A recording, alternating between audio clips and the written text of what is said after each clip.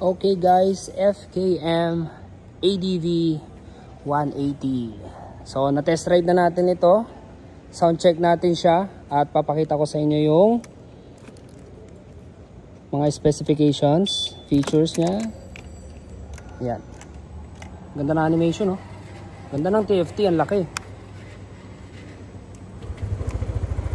Tahimik ang start. All LED. Ayan.